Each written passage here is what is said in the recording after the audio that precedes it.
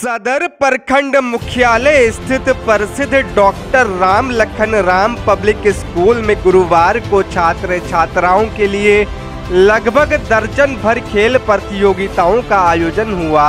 किताब के बोझ और परीक्षा की टेंशन से दूर होकर कुछ दिन छात्र नव वर्ष से पहले मानसिक और शारीरिक रूप से रिफ्रेश हो जाएं, इसी उद्देश्य के साथ विद्यालय प्रशासन हर वर्ष वार्षिक खेल कूद प्रतियोगिता का आयोजन करवाता है, जिसमें जूनियर सेक्शन के लिए अलग और सीनियर सेकेंडरी के लिए अलग व्यवस्था होती है।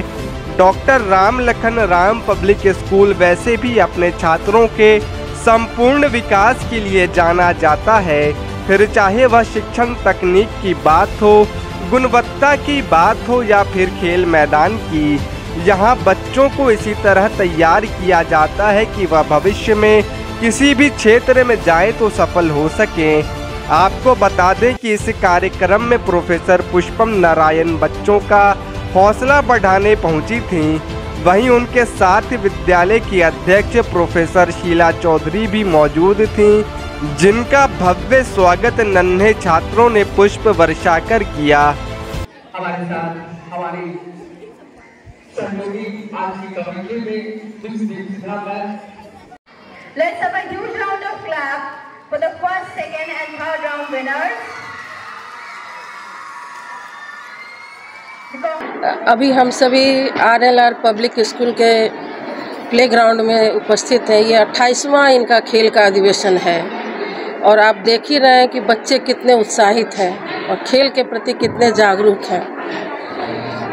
इस विद्यालय में मैं कई बार आई हूँ और जो इस विद्यालय के बच्चों का उत्साह देखती हूँ, इतना शहर से थोड़ी दूरी पर होने के बावजूद यहाँ इतने बच्चे सक्रिय हैं, सजग हैं, खेल के प्रति जागरूक हैं और बच्चों के लिए खेल आवश्यक भी है।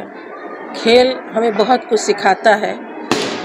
बच्चे देख रहे हैं आप, यहाँ की को एजुकेशन है, बच्चे एक साथ खेल रहे हैं। एक जो साथ में जुड़कर मिलकर खेलने की जो भावना है, ये बहुत कुछ सिखाता है बच्चों को।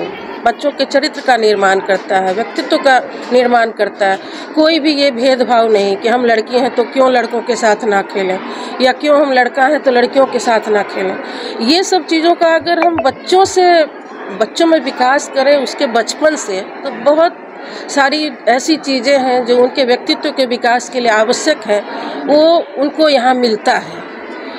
और आप देख रहे हैं अभी छोटे छोटे बच्चे किस तरह से खेल रहे हैं, तो उनकी जो एकाग्रता है, कंसंट्रेशन है खेल के प्रति। अभी आप देख रहे हैं कि बास्केटबॉल किस तरह से वो फेंक रहे हैं, तो ये सब जो उनका कंसंट्रेशन बनाता है बच्चों का, व्यक्तित्व के विकास के लिए खेल बहुत आवश्यक है।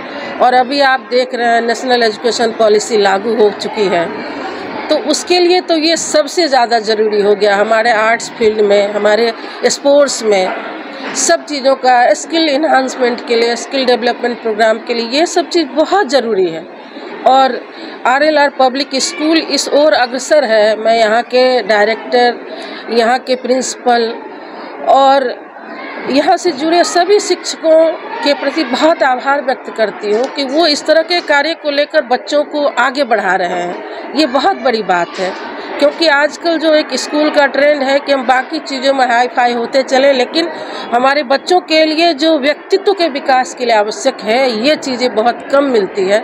और ये स्कूल बिल्कुल, आप जब इधर से गुजरेंगे तो लगेगा कि ये शहर से हटा थोड़ा ग्रामीण परिवेश है, जहाँ बहुत ही गरीब तबके के बच्चे भी पढ़ते हैं। और इतनी सारी सुविधाएं अगर स्कूल उपलब्ध कराकर उन बच्चों को तैयार करती है, तो इसके पीछे भी कहीं ना कहीं एक बैकग्राउंड है कि ऐसे शिक्षकों द्वारा इस विद्यालय का निर्माण हुआ है जो अपने समय का आदर्श शिक्षक रहे हैं। और ऐसे महान व्यक्तित्व जिनके नाम से ये विद्यालय चल रहा है, उनका भी आशीर्वाद कहीं ना कहीं इन बच्चों को पड़ रहा है।